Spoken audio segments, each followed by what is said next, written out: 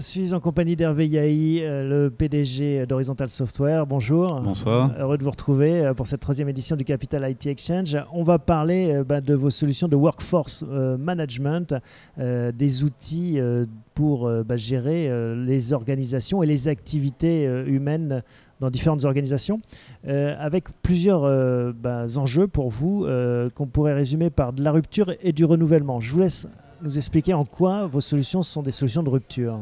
Alors, la solution est une solution de rupture pour trois raisons.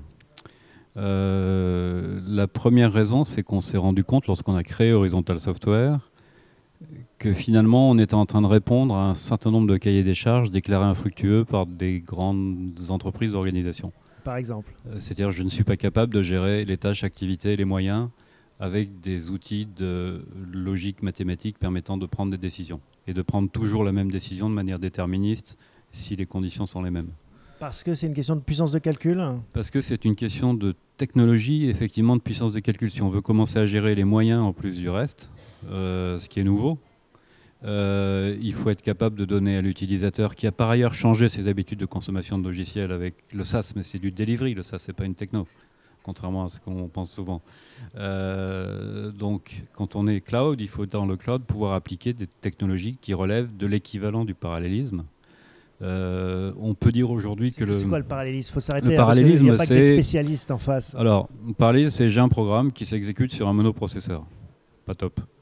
Si physiquement j'avais une architecture de 128 cœurs ou de 128 processeurs et que je puisse l'exécuter simultanément pour les parties qui peuvent l'être sur un réseau de ce type-là, je serais en parallélisme.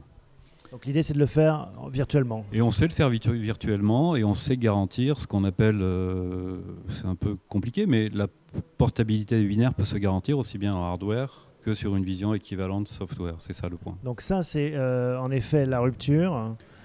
Un des points de rupture, en tout cas. Ça, c'est un des points de rupture, mais qui est une conséquence. En fait, la chaîne complète qu'a abordé Horizontal Software avec des moyens qu'aucun concurrent n'a financièrement en termes de concentration de savoir-faire et en termes de cash injecté dans de la R&D, c'est-à-dire on va suivre la modification des habitudes de consommation de logiciels.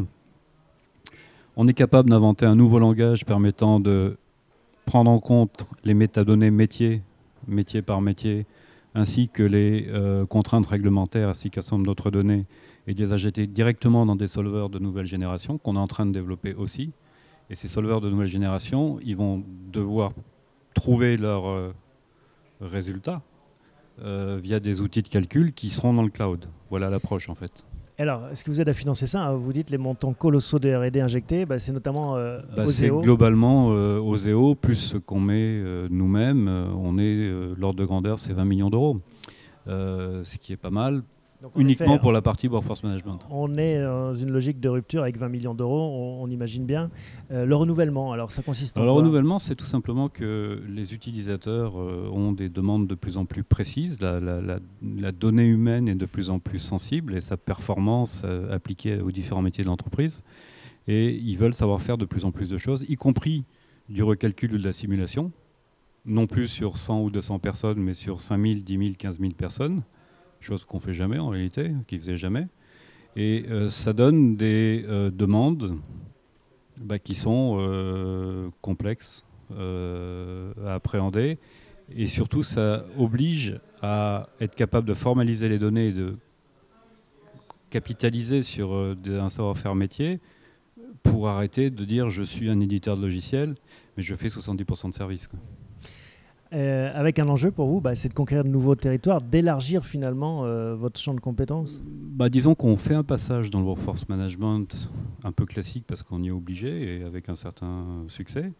On va le dépasser parce qu'on est aussi capable avec cette catégorie d'outils de faire de la gestion de crise, de faire des tas de choses comme ça qui sont assez loin du workforce management. On peut même empiéter sur le workspace management, etc., etc. Donc il y a cette composante technique, fonctionnelle, et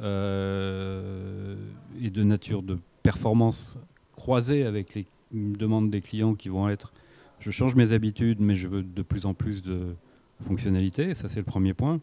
Et ensuite c'est la couverture des fonctionnalités, c'est-à-dire qu'on sait bien qu'on va être obligé de rajouter au workforce management du talent management. On a commencé à le faire en faisant des acquisitions l'année dernière dans le domaine. Et on sait aussi maintenant qu'en termes de techno de rupture, on va devoir rentrer dans une logique qui est la gestion des compétences et la gestion prévisionnelle des compétences. Et là, on couvrira le morceau du camembert qui va bien.